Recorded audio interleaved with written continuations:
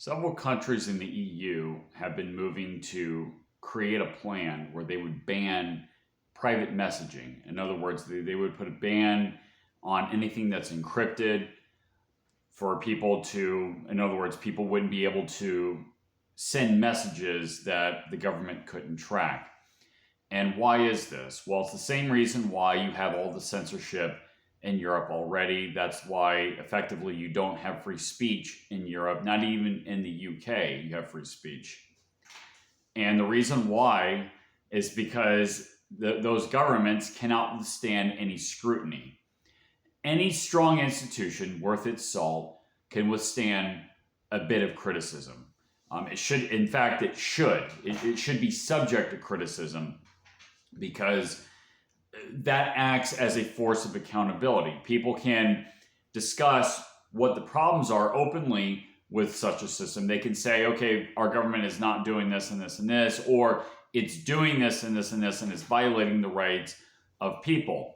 You have the EU that has allowed millions of immigrants from the third world to come into the country that have committed all kinds of crimes that you're not supposed to talk about over there.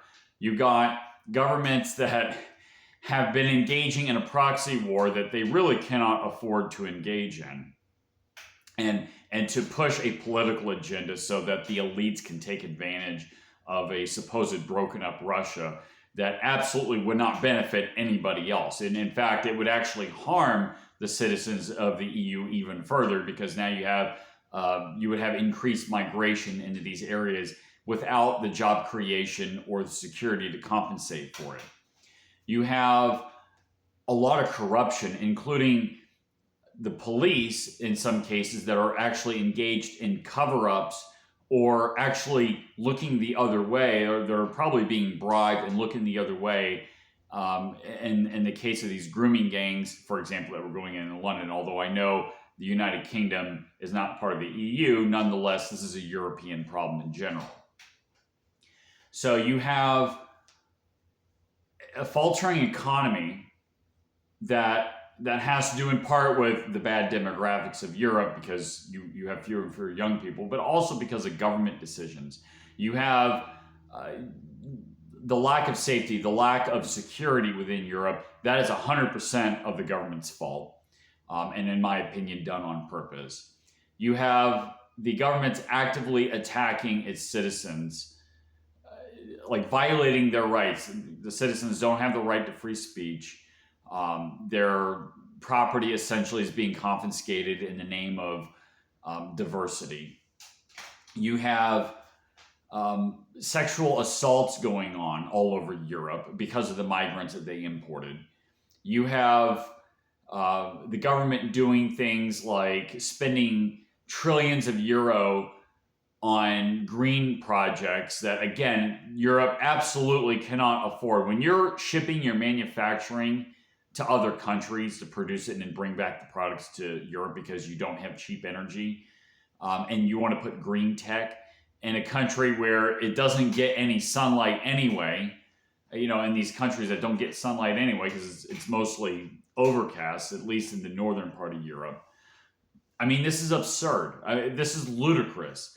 So they can't withstand any criticism. So instead of reforming the system and having it make sense, which of course that would hurt the bottom line of the elites, right? They don't want to do that. Instead, they want to attack the citizenry. They want to censor. And that's what this is about. This is about censorship of people and to further their noose, their grip on the narrative. So that's why they're going after private messaging. The EU, you got to do everything you can to fight back. They're not going to stop until they're made to stop. And you can't give up. You have to keep going because it's going to get worse. If you give into this, it's going to just keep getting worse. If they can censor the private messaging and further censor the internet, they're just going to get away with more crimes. It's not going to stop. It's not going to stop until you actually do something about it. Run for local office, talk to people, say, hey, this is what's going on. If I were in Europe, I wouldn't give up, okay? Because, even if you're busy, do it as a pastime. That's what I did here in the United States. And believe me, we have a lot of problems here. But people didn't give up. They kept pushing. And there's still a lot of problems. Trump is by no means perfect. But things are turning around a little bit here, okay? We're starting to reverse course a little bit.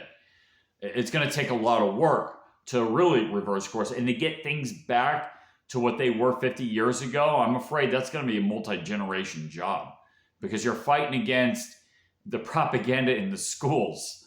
So, but it's absolutely worth it. Think about the future generations. Do you want your children and grandchildren and great-grandchildren living through the hellscape that the West is heading into? I don't think so.